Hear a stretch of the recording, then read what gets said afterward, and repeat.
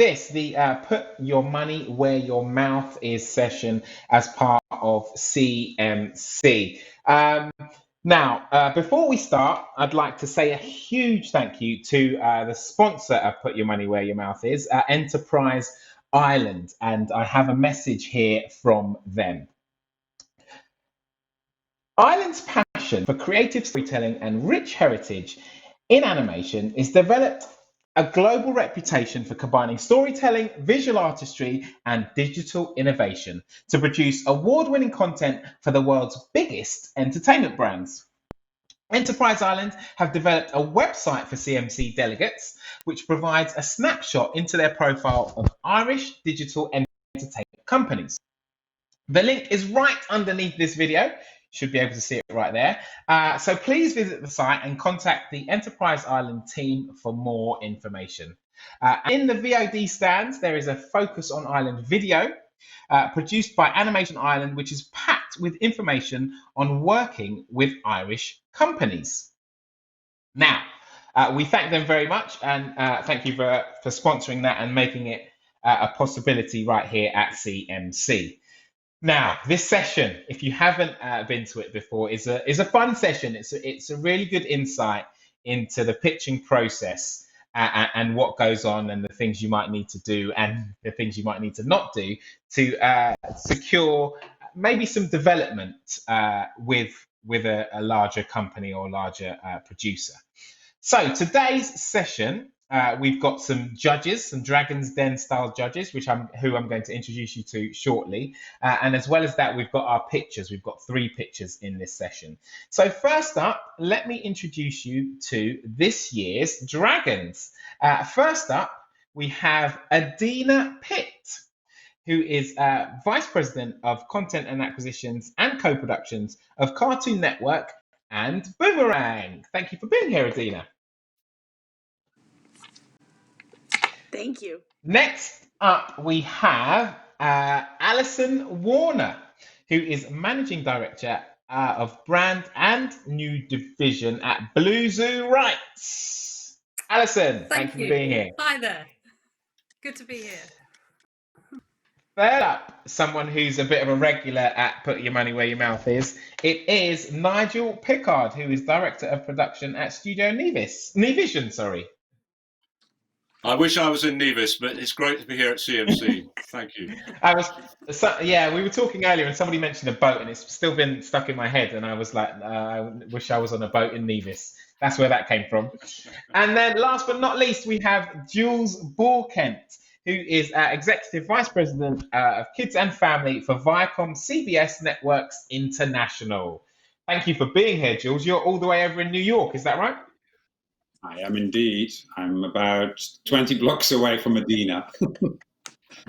Right, we've got 2 people here from New York, which is lovely, really, because I hear that sometimes it's a bit busy in New York and people can't quite get over to CMC, but look at this. We've got online action happening here. You finally got me there. Yeah. Well, thank you very much for all being here. Now, the way this session will work is that we've got our 3 pitches. Now, in each pitching session, it will last about 15 minutes. The pitcher will have 5 minutes to tell us about their pitch and the ins and outs of it.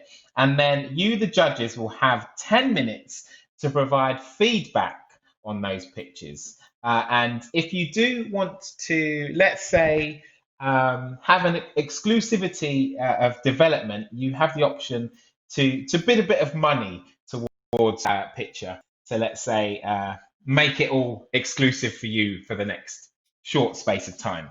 So does that all make sense? Yep, it does. Lovely, lovely. All right, then, we are running to time, so I think we should get straight to it. I'm first going to tell you about pitch number 1. Now, pitch number 1 is going to be brought to you by Jonathan Clark. Let's see, is Jonathan here?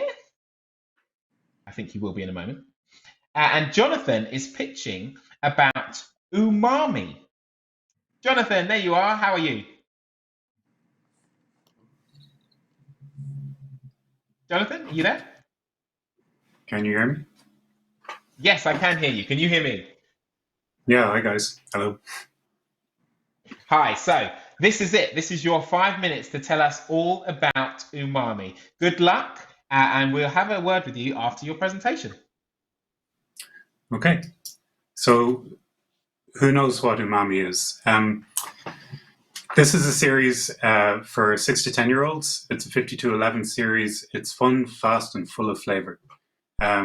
Obviously, as the picture shows you, the series is about the world of food trucks, which is something that I kind of got fascinated by as a teenager when I was working in a falafel wagon. But I think it was a fascinating time in my life, and I learned a lot, and I saw a lot of things. So I wanted to create a show about this. Umami is one of those things that most people have heard about, but it's it means different things to different people. So the dictionary would say that it's a category of taste in food corresponding to the flavor of GSMs. Most people know it as something exciting, kind of like an emotional response to really good food, the perfect burger or the perfect sauce. So the series is about fun, friendship, and food. It follows 4 friends growing up within the food truck industry. Their parents all own different businesses within the food truck park. It's comedy based, 6 to 10-year-olds. It's kind of geared towards an audience that would be familiar with shows like The Loud House and Hey Arnold in more of a retro kind of sense. The show follows the heroes on a bunch of different adventures that can vary from domestic things to anything that happens in the city and in the area around their food truck businesses. We have elements of like over the top adventure and action, but it's always grounded in an element of realism, so something that people at home would be familiar with. We're currently in pre-development, so we're actively looking for collaborators if anybody's interested in helping us out with this. So these are the characters. We have Una, who's strong-willed, proud, and loyal. She loves exploring, but she hates rudeness and ignorance. We have Mina, who's innovative, artistic, and impulsive. She loves cooking, but she hates boundaries. Manny is thoughtful, reserved, and polite. He loves people, but he hates drama with a capital D. And AJ is funny, charming, and playful. He loves drama with all caps, but he hates losing. He's pretty competitive. So, So the key ingredients for the show, we wanted to basically have a show based on social fun meets community values mixed with social, cultural diversity and inclusion. It also has lots of other good things about it, like encouraging good health and creativity through cooking, generating a positive attitude towards eating, expressing your cultural identity, and representing the world as it really is. There's also cool elements with when you're working with food trucks, customization. You can see that each one of them has its own kind of identity, I suppose, and that's something that we feel like is really important for the concept. So the food truck park is, as I said, the parents run different businesses within it. It's owned by Miss Basilov, who's kind of an extreme granny, probably not that extreme, but she's pretty out there. She's kind of a protector of the community, but she's also a destroyer of fun. So she's an interesting antagonist within the stories. The park is also threatened by global interests, which is an even bigger antagonistic force. That's kind of like, gentrification and that kind of thing, which is threatening to put them out of business.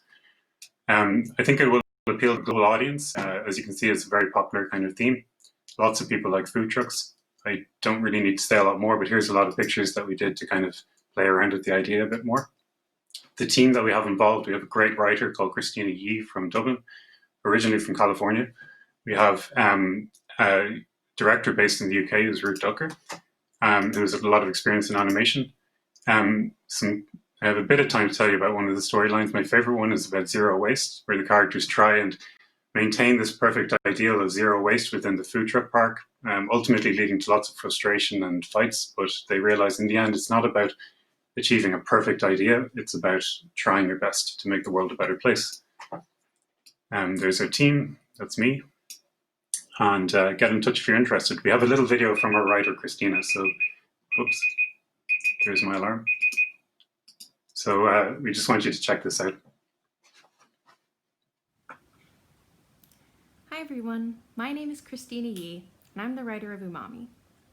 I'm going to tell you what I think is really special about UMAMI, which is what is at the heart of food truck culture itself. Food trucks are all about sharing food traditions while at the same time being completely open to innovation. For me, that is what is at the heart of Umami. It's a future-forward show full of heart that celebrates culture every day. Plus, we get to answer super important questions like, how spicy is too spicy? Or is there anything you can't deep fry? Come find out with us. Everyone is welcome in Umami.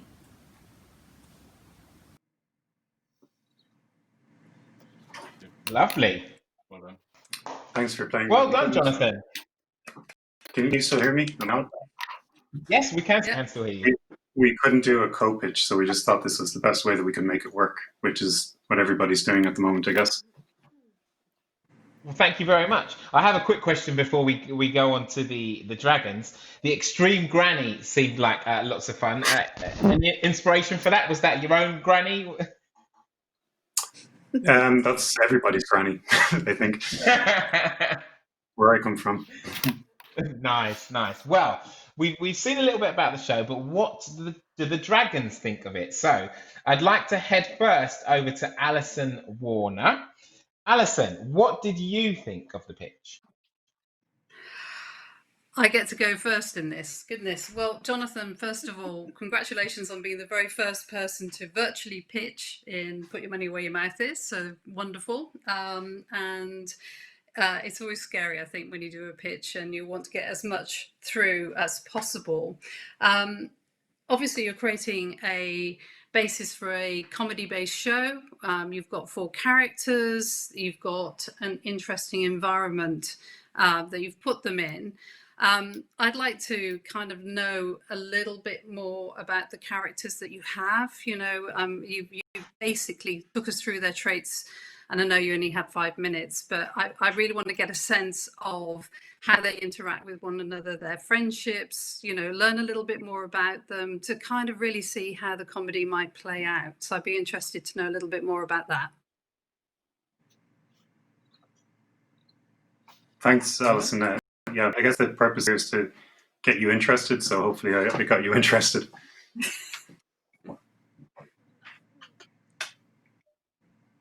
So Jonathan, could you tell us a little bit more about the interaction of the characters there? Oh, sure. I didn't know if we were allowed to talk for this. Sorry, Yeah, no, you are. Yeah, sorry. No, I think, like I said, obviously we didn't have a lot of time to talk about this.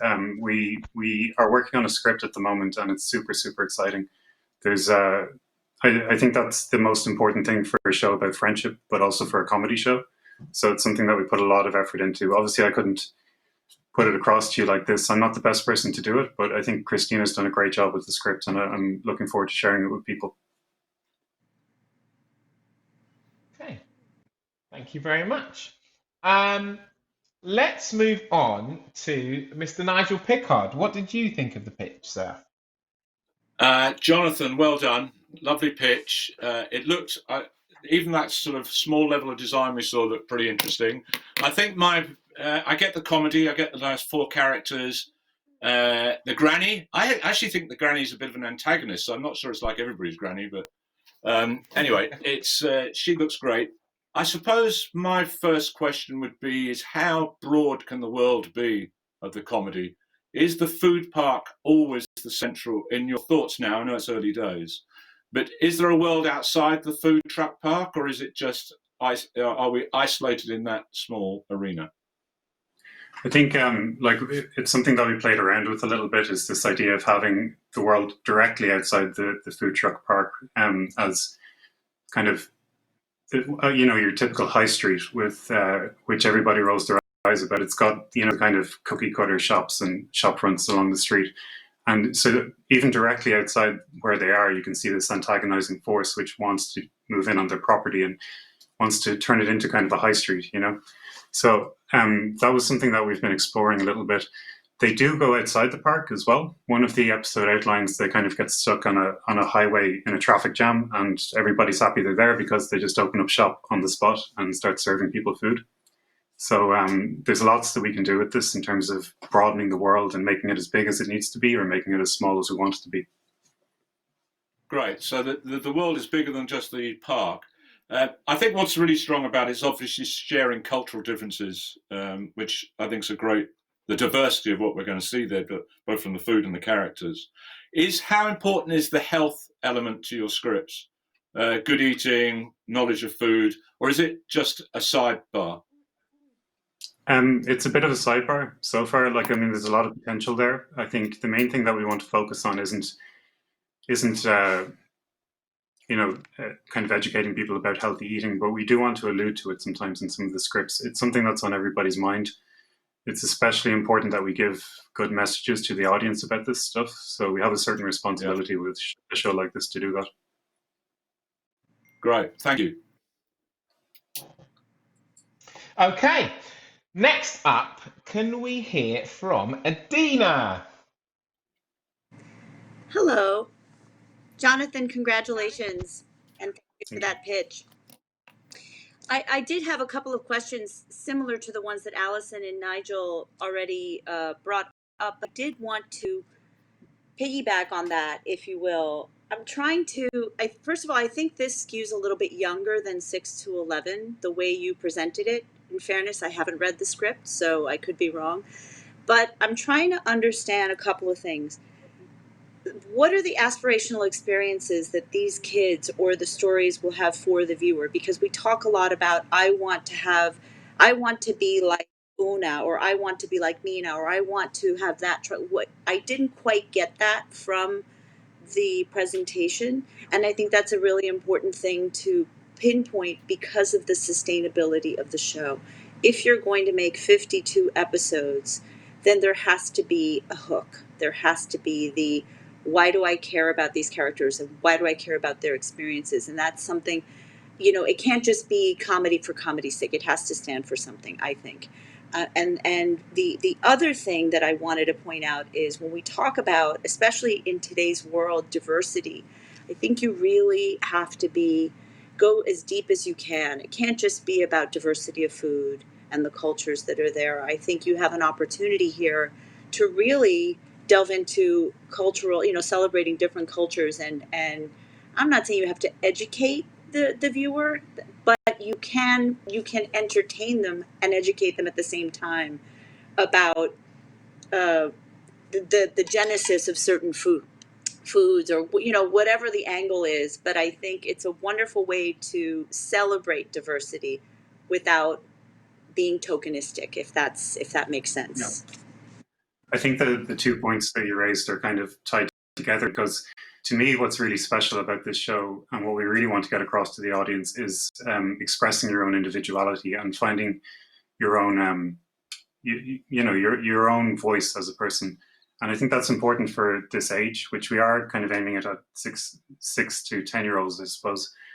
And we want that to be the central message of the show. And I think that by representing different cultures, it's not just kind of a tokenistic kind of idea. I think that the setting and the stories have a lot of potential to do something very valuable with that. And we want to be brave in the decisions that we're making about this show, because I think now is the time to do it. And there's lots of really good, fascinating, interesting conversations happening about this at the moment. Thank you so much. Great. Now, before we move on to Jules, and Jules, I'm coming to you in 1 second. I'd like to ask the dragons to have a little think. We know a little bit more about this pitch now. To have a little think if it's something you would bid for, and I'll come and find out what your actual bids are in a second. But just have a little think about that, and then Jules, what did you think of the pitch? Again, Jonathan, as ever, congratulations. Hard to go first, hard to go in this format as well. But I thought it was a great pitch. 5 minutes is incredibly tough and it's a pretty rich world, so there's a lot going on. I think what I like about the show is the family aspect. Obviously, with Loud House, which is on Nick, has been a very successful show for us. I think what you need to figure out a little bit more than the environment, what the hook is, what makes it different. So Loud House it's an unusual family. It's one boy with 10 sisters. So that is sort of the hook in that, and that's what people gravitate. That's what the audience gravitates towards. I think the food truck is a really nice vehicle, diversity and other aspects into the show, and to move the world around. I think where you need to spend a little bit of time on is sort of look at the family dynamics outside of the Grammy and the friends dynamic and their families. I think there's absolutely an audience in animation now for family-based, sort of almost like a sitcom. And that's, I think, is trying to figure out what you want to do. Like if you want to make this a comedy show, also show that somehow educates. Don't overload what you want to do with the concept. I think the concept is in principle strong, but it probably needs to be simplified a little bit more from the start before you start making and really build it from. You started out with talking about the family component of that, and I'd like to hear more about that. What that would be. How does this ensemble piece work? And I think Alison in her first piece was referring to it, sort of the characters. It is very hard to pitch 4 characters with some character traits. They are not particularly unique. So I think really think about how this family and how these friends all interact as a community, because there is absolutely a desire for the audience to really look at these types of communities and really see the comedy, but also see themselves within that. So, but great pitch. Thank you. We have to really focus on. Do we have time to talk? Go on. Sure. You can quickly say something. We had to focus on the main characters for this, but we did actually build up a lot of reference about the families as a whole, which is really, really fascinating. For me, I think The Lighthouse is like a huge inspiration for this kind of show, but what we want to do differently is make it less about the individual family and more about the community as a wider extended family. And I think that's kind of something a little bit that we haven't done in quite a while. Okay, nice. Good to know where you're headed with it, and some really great advice there from our dragons. Now, dragons, before we move on to our next pitch, I'd like to know if there is any bidding going on for this pitch and this idea. Does anyone want to raise a hand to say they might want to? There's no obligation here, but you know, any hands raising with the judges? No, it doesn't. No, Nigel, go on. Yes, I'd certainly like to know more, and it seems to me to know more, I'm going to have to dip my hand in my virtual pocket. So I think that what the rest of the guys said is really interesting, and it depends where Jonathan wants to go. And clearly, it seems to me it'd be interesting to pay the price to see a script. The script that's being written now, I'd like to be able to review that. So yes, I'm prepared to put a few pence in. Have you got any of those pennies knocking around? You want to dig in your pocket there and pull one out? Oh, I see. You'd actually like me to... Well, look, for 100 quid, I think it's worth 100 quid for me to have a look at the script when it's written and to be able to talk to Jonathan offline, take all this great advice everybody else has said and pile it in there, see where we go. So at this moment, Jonathan, you've got £100 from Nine Pickard there to have a look at a script. But, dragons, did you want to push Nigel out of the park, as it were, and bid a little more than that? Yes, Jules, go ahead. I think I'm same with Nigel. I'm not convinced, but I think there's something here that I'd like to see more of. So I definitely want to know a little about this. What I think there is something there. It is, to me, it feels quite embryonic still. So there is still a lot of long way to go. So I'm going to put in 150 to see more and to get some time with our development team and you. Thank you very much, Jules. So, Jonathan, just to get a little bit back from you after that session. Now, do you want to go again or not? I don't. Are there any more bids coming in? I didn't see any other hands raised. Adina, Alison, you guys are good? We're good. Thank you, good, Jonathan. thank you. But yes, we're good. Yeah. Okay, they're good. So, Jonathan, I just wanted to know quickly from you, was that helpful? Was it informative for you? Yeah, obviously, I'm a massive fan of all of the judges, dragons, and I think the work that you do is great. So I'm just flattered to be able to talk about my work with you. So thank you. Jules, it's a very generous offer. I'd love to take you up on it. Sure, thank you. We'll be in Awesome. touch. Thank you, Jonathan. So, Jules and Jonathan, you will get to speak after that. Thank you very much. Good luck with the idea. I hope to see UMAMI on screens at some point in the near future. Thank you very much, Jonathan. Nigel. Give him a round of applause. Bye. Well done. Okay, so that is how it works. That is pitch number 1 out of the way. The dragons are warming up. Alison and Adina keeping their money close to their heart at the moment, but that could mean that we get a big. Look at that, That's right. Adina. Adina's got. Look, you see, See, this is what I'm talking about. Adina and right. Alison have the rest there to go. So let's have the see what we cash. get from the next. We'll see what we get from the next two pitches. Okay, so guys, next up we have Avril McDonald, who I think is all the way in Australia, and she's going to be telling us a little bit about her idea, Feel Brave. So, Avril, are you there? I am. Hey, take us through Hey. Feel Brave.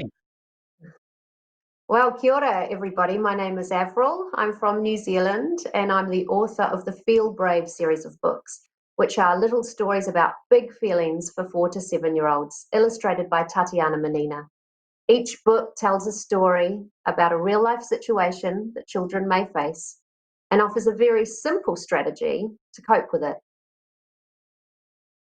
I'm pitching with New Zealand-based production studio Pukeko Pictures to find the right partners to fund a 60-second animation that will not only serve as a proof of concept for a 52 by 11 minute animated adaptation of the books, but will also serve as a standalone beautiful piece of content for children that helps them with the message around the power that optimism and gratitude can have in building resilience to take hope out into the world, which is something that I think we've probably never needed more of than we do right now.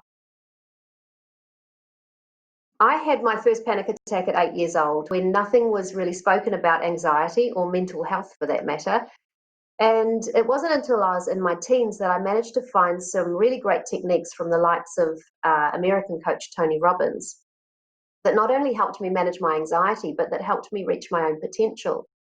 When my daughter had her first nightmare, managing it came really easily to me. I just used a very simple reframing technique that I'd used to manage my own anxiety. And I wondered, why are we not teaching these techniques and strategies to children?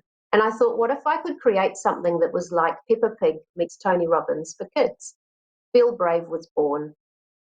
Wolfgang and his friends provide a charming, subtle, and sensitive gateway to what can be complex emotional issues and give children, through the help of a very wise spider, practical strategies that help them manage tough emotions and feel brave. The concept is inspired by nature and simplicity. Hang on, I'm trying to click my clicker. Ooh, slight technical issue. Hang on, there we go. The concept is inspired by nature and simplicity, Winnie the Pooh wisdom and charm, and sometimes just good old-fashioned common sense. The key themes are building self-confidence and resilience, and the importance of friendship and empathy, and having a strong sense of belonging. 10 years on now, the books are award-winning bestsellers endorsed by child psychologists and are in 6 different languages, including most recently Chinese. In New Zealand, I'm an ambassador of the Life Education Trust, who use the Feel Brave books and strategies in all of their mobile classrooms across New Zealand. I'm the only partner of this kind with them, and they teach circa 250,000 children a year. I'm also a patron of the Westminster Children's University in London, who use my books and strategies as part of their Inspiring Children's program. Last year, the New Zealand firefighters commissioned me to write a Feel Brave book for children of first responders to help them with anxiety about their parents' roles and to open up conversations within first responder families about trauma. We're rolling this book out with other first responder organisations across the world. And in the wake of the Christchurch shootings in 2019, I created a wellbeing initiative to help New Zealand children unite in friendship and show the world how to feel brave. I was sponsored by global tech giant Cisco to fly into Christchurch, and we made some beautiful storytelling content, which along with the Feel Brave music videos, is now airing on TVNZ's on-demand platform, on Air New Zealand and Flight Entertainment, and on Safe Global's children's streaming app, UMAMI. My One Dose a Day wellbeing program, which is free, is now used and loved by more than 700 schools across 10 countries. We want to breathe more life into Wolfgang and his friends through the power of animation, story, music, humour, and connection. It's not easy to message emotional wellbeing through content, but this recipe is now proven, ripe, and ready for a commercially successful transmedia journey. Feel Brave's production partner, Pukeko Pictures, is an independent entertainment company focused on the creation and development and production of premium IP for a global audience. With a connection to the world-famous Weta workshop and located in the creative heart of New Zealand, my hometown, Wellington, they are uniquely positioned to create world-leading entertainment experiences and have developed and produced TV shows in more than 100 territories across the world. I'm excited now to try and find the right co-production partners who want to help bring this work to life and that share the vision to help children feel brave in a brave new world.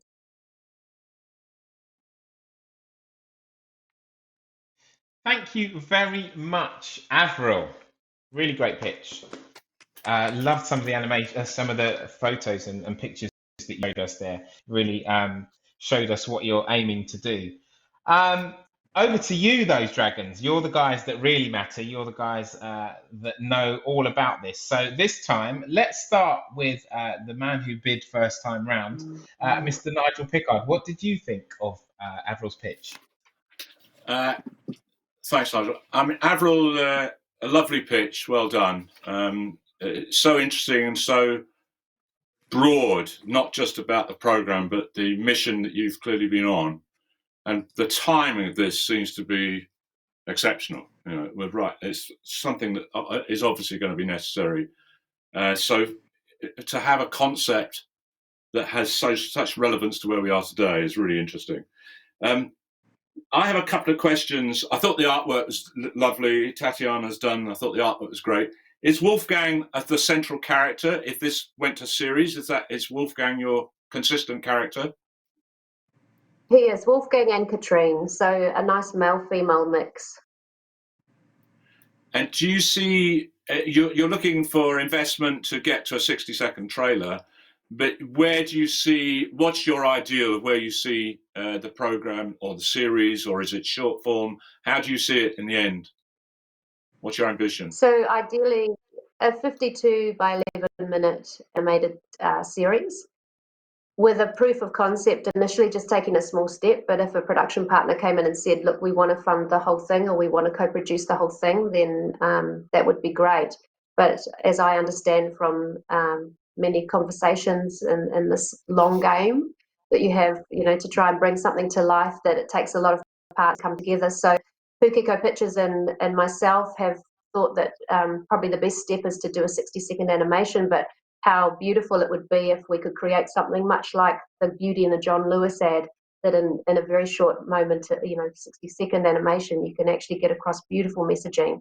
So the idea is initially to try and get funding to do that, to then bring in the right partners. And the right partners are really important. And I've been doing this for 10 years now. And I almost feel just as much the trusted guardian of this work as I do the creator, because it does some pretty cool things for children. And I'm really glad that as a creator, I've been able to, it's been blood, sweat and tears for 10 years, but I've got there enough myself commercially now to be able to choose the right partners, because it's a really precious thing now, and a lot of artists or creators don't get that privilege. So yeah, but it's 52 by 11 minute series is the ideal. And I think the real sweet spot for this, even though my books are positioned for 4 to 7 year olds, the real sweet spot is 5 and 6 year olds, because they're still in that lovely storytelling age, but they also really get the strategies. Yeah, I thought it was lovely. Well done. Thank you very much. Okay, thank you, Nigel. Adina, let's come to you next. What did you think of it? I almost cried 5 times during your pitch. I am. Thank you so much for that beautiful pitch, and thank you for sharing your story. You had me at Peppa Pig meets Tony Robbins. I mean, what could be a better combo? 2 of my favorites. No, but seriously, I completely echo what Nigel referenced about the timeliness of this, and I'm sure the other dragons feel the same way. I mean, there was never a bad time to talk about feelings, but right now it just seems so relevant. And I love the message of optimism and gratitude. And I think that that's something that, especially the target demo that you're aiming at, they need that affirmation right now so badly. And, you know, I love that you mentioned that this is very transmedia, that you're thinking about this as more of a franchise. You have the book, you're thinking of the short, then you do the series, and what does that series? I mean, I like that you're thinking across multiple platforms. I think that's very smart. And I mean, for me, I don't have as many questions. For me, it's more, I would just love to see the creative material behind this, because just the title alone, the idea of feeling brave, boy, I know some adults, myself included, who could use a little bit of that today. And as kids are looking to go back to school, you know, and as a mother myself, I feel very strongly that, you know, when there are creators such as yourself who are producing messages of positivity and kindness and optimism for kids, I say yes. And to anyone who's out there watching, do more of that. So I just want to congratulate you and say that I thought I was very moved, and I felt good. I felt really inspired by your pitch. So thank you. Thank you. Thanks. There you go. Overall, evoking emotions there, which is always a good thing in a pitch. Jules, what were your thoughts on the pitch? And Dragons, don't forget to think about what you might be pitching money at the moment as well. Lovely pitch. Thank you so much, and amazing you did it at 1:30 in the morning. That is perseverance. So really impressive. I couldn't have done that. I would have been in my dressing gown. So kudos alone for that. But joking aside, now I think it's a lovely pitch, and I think the idea of yeah, it's obviously, as Adina said, incredibly of now. That this is it's a really strong story to tell. Where I think a couple of questions I do have though. One is about the books, because obviously you refer Peppa Pig as sort of an inspiration. Is it that age? Are your books aimed at sort of the younger side of preschool, sort of the 3 to 5s, or are they older? So it's just because if you're looking at Peppa Pig, I see that it is quite young. So I see this almost a little bit more as bridge. So it's probably slightly 5, 6, 7, which is not Peppa. So that's just something to think about when you pitch it. Like you want it, where do you want to sort of frame it from an age demo? But no, I think listen, it's beautiful. The animation is beautiful. It looks what the pictures I saw look really, really promising, and I think you can do a lot with that. It looks quite moody, which I know it is. I think it could probably have a little bit more life in it. It feels the characters look a little bit depressed and depressing. While beautiful and stunningly designed, I think from an animation you probably want a little bit more. The character. I'm laughing because Tatiana is Russian and she lives in Massachusetts, and she's gorgeously dark sometimes with her illustrations. Yeah. So I'm laughing because she'll laugh at that. But also just on the Peppa Pig thing, the reason I say Peppa Pig meets Tony Robbins, because that's the way that people can very quickly encapsulate and understand what I'm trying to do. It means Peppa Pig is a mainstream, beautiful piece of content for children, meets a person who's been able to translate strategies into the mainstream very easily and quickly. So that's the link that I make with those. But no, definitely it's not in the Peppa Pig demographic. Its sweet spot is 5 and 6-year-olds for sure.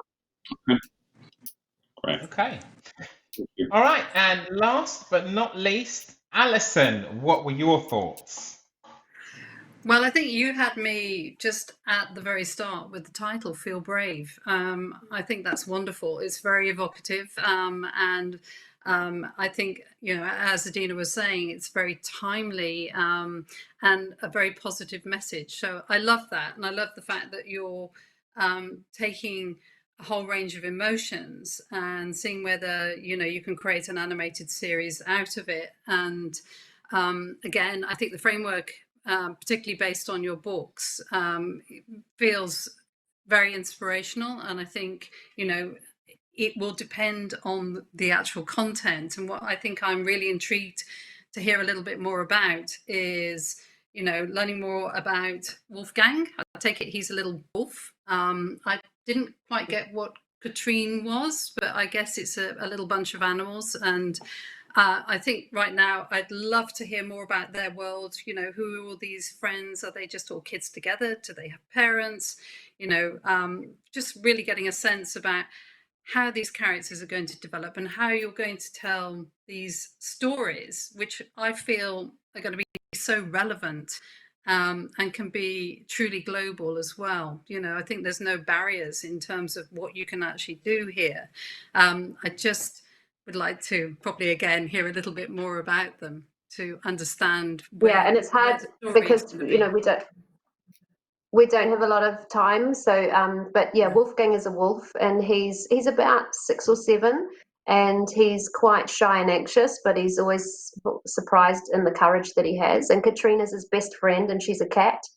And he's like her rock, and she's the rocket that, you know, gets him going. So she's classically curious and gets herself into trouble, but gets herself out as well. And then they have friends. They play at a treehouse. So they do have homes. And actually, when I was commissioned to write the book for the firefighters, we met their parents, which was great. They don't have to have parents, though, but there are parents. And then they have some friends, the cheeky monkeys. There's 3 of them. They're privately educated, and their parents have a very long lead. So they're quite obnoxious and crazy, which can be quite annoying. But also, when they're in trouble, they're the ones that can come through with the goods because they know how to survive. And then there's Daisy Pig, who's like any good comedian, says what everyone's thinking. So yeah, in the treehouse they play, and it's a child's world. The animals are great because, like with emotional issues, they're very subtle, and they can help children learn by association with quite deep issues that would be probably quite raw if they were human characters, but the animals make it very subtle, and also they're really diverse because they're all different colours, and you know, it's a great world to live in. Avril. Hold back. Yeah. They need to pay for this, right? You're giving them the extras that they should really be paying for. Let me work something out for you here. Everyone seems to really like this idea and this pitch. So, who is willing to put their money in their pocket? Can I have a show of hands for anyone who's going to be bidding on this? I think probably at least 3 of the dragons are going to want to put in on this. Hands raised, please, and I'll come to one of you first. I knew Adina would be in. So let's go to. See, the thing is, what I think the dragons are doing is they're waiting to see what someone else's pitch is or bid is, so that they can see how much money they can put in. They're trying to play it tactically. When I run out of money, Nigel, I'll just borrow it from Jules. It's fine. It's okay. Okay. For this section, because I know that there's quite a bit of interest in this one, I'm going to go to Adina with her bid. But after that, I'm not going to ask you to hold your hands up. For the next 2 minutes, you can go for it. If you want to bid higher, just pitch in and bid. It might become a little bit of a free-for-all for a moment or two, but I'll bring it back into line after that. So Adina, quickly, what sort of figures are you talking? I'm going in at 5. Whoa! She's going on with the big bucks! Okay, so I have Nigel's American coins and some British pounds. I got it. Yeah, and a sign. I want a sign. I want a woohoo. So has anyone got any more? Woohoo! So, has anyone got more than £500 to put in this kitty here to push the dinner out? 505 that. Adina's 500. What did you say, Jules? What number did you give me? I didn't hear what he said. No, I didn't get the number. Adina did 500? Yeah, Adina did 500. Wow. I'm out. Can you? Come on, you sure? Come on now. Okay, No, Alison, I love it. To be very honest, I love it. It's not something. It doesn't scream. It's tricky. Like, it would need a lot of development for it to be right for our brand. So I love it, and I would want it to be. So it's not for us. Okay, it's not quite right for your brand. Okay, so Alison, you were interested in it. Can you go any higher than? Okay, I will go in. I will just raise the stakes marginally. I'll go 550. Yeah, go on, Alison, go on. There we have it. Mm-mm. Now I'm going to get Ollie Hyatt ringing me up saying, what am I doing? Increase. So just to clarify, because there was a lot going on at that moment, how much did you bid? 550. 550. Right, so we're up at 550. Nigel, any advances on that? I love it, but it's not for me, not least because it'd be competing with some other stuff that I have. Not with the same subject matter, but just in the age profile. But Okay, thank you. I know love I have it. to speak. Great. I know that I have to speed along because we've got to get through one more pitch, but I'm going to go back to Adina just to see if she was holding back an extra bit of cash and wants to push Alison out quickly. Go on, Adina. No, Go on. I would love to figure out a way to work with Alison. So the way I see it, win-win for everybody. I'm going to hold at 500, but don't read into that, Avril. Okay, don't. So what about this, folks? Just to finish up nice and quickly, Adina, if you stick in 400, Alison, you stick in 400. We're up at 800, and you can both talk to Avril. Woohoo! I'm working for you, Avril. I'm working. We'll leave it there. You guys figure that out afterwards. Avril, we're all good. Thank you so much for your pitch. Well done, Avril. Thank you so much. And And thank good you for luck with the staying show. up. Thank you. Hilarious. Great pitch there from Avril. So let's get straight into our last pitch because we haven't got that much time left. We've got just enough time, 15 minutes, to get the last pitch in. So the last pitch is from Liam Swan, and the show is Susie Kai Samurai. Liam, are you there?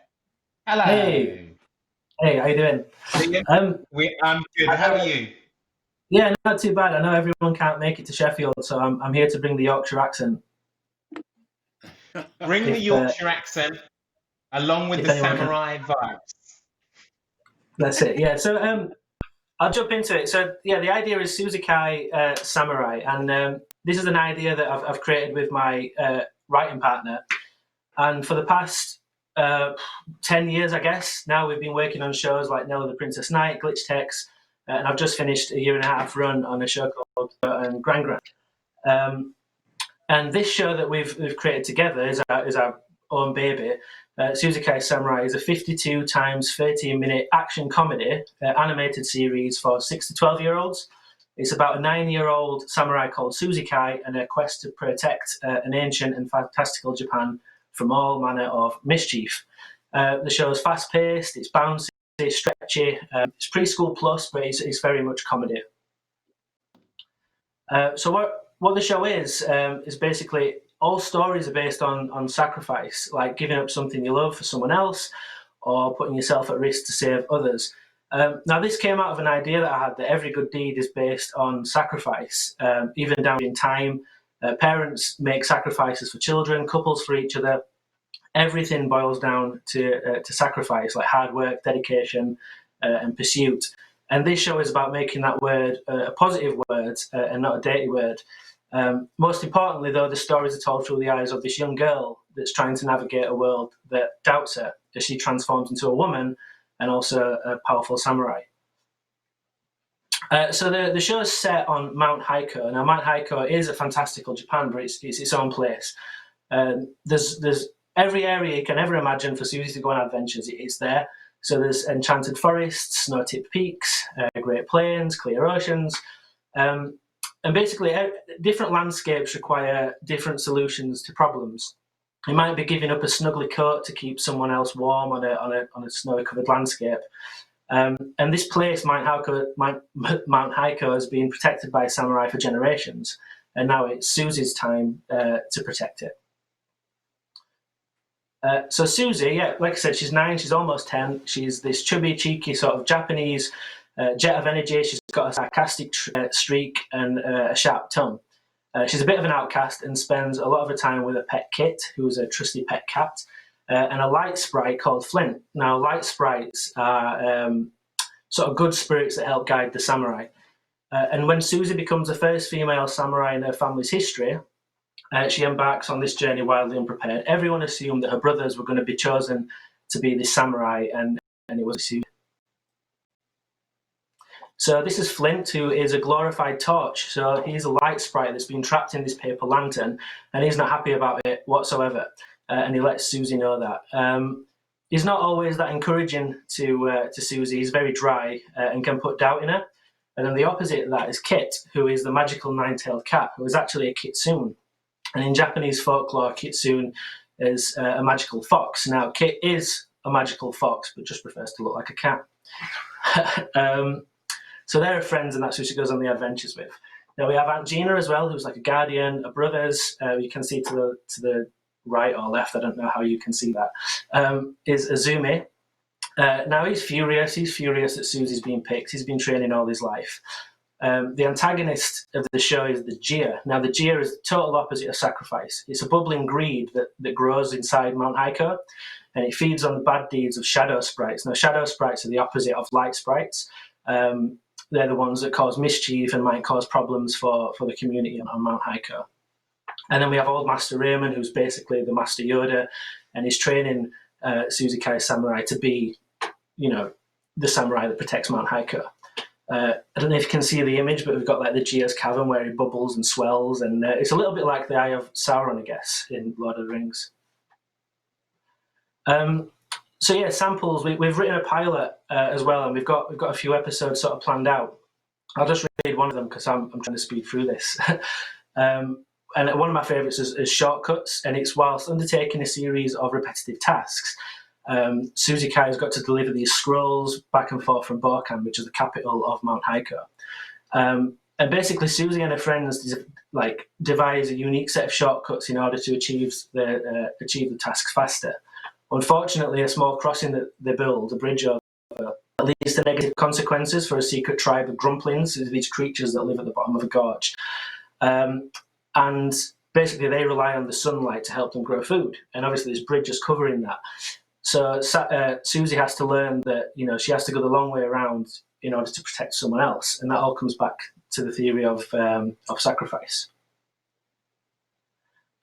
One really important thing that we want to do with this is East Asian representation, which unbelievably there's only 1.7 of cast appearances are East Asian. I believe it's globally as well. The East Asian presence is just not there.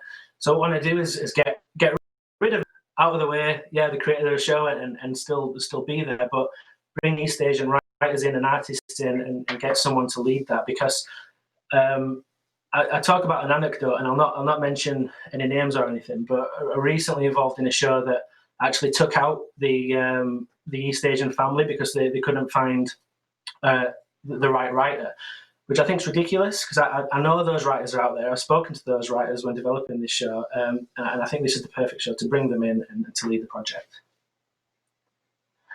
So yeah, we think it's a very toyetic brand. We think it offers a variety of franchise opportunities: toys, clothes, plush toys, furnishings, that kind of thing.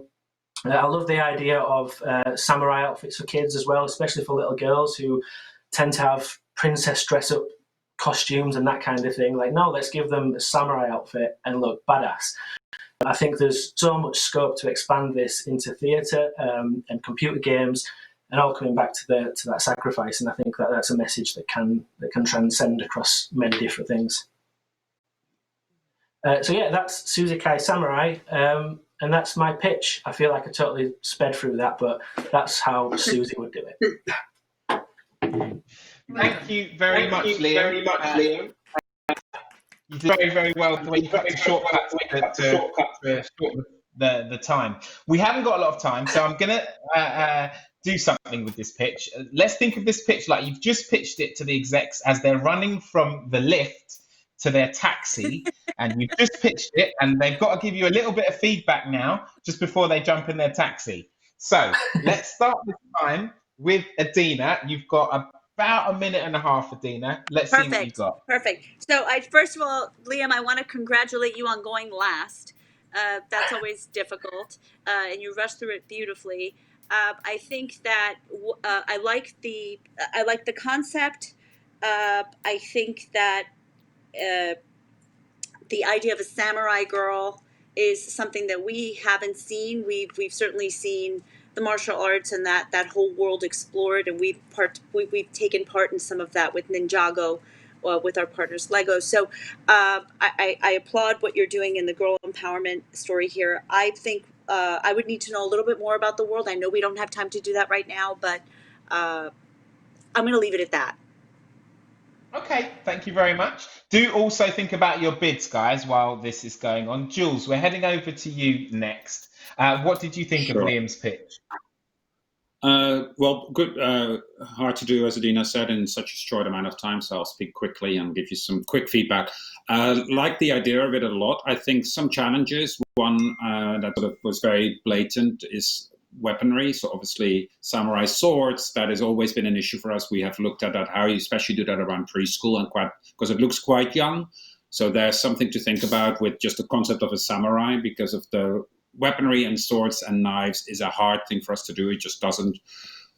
You have to come up with different ideas of how to do that in a different way. So that think about that a little bit. I do think also from a look, it looks young.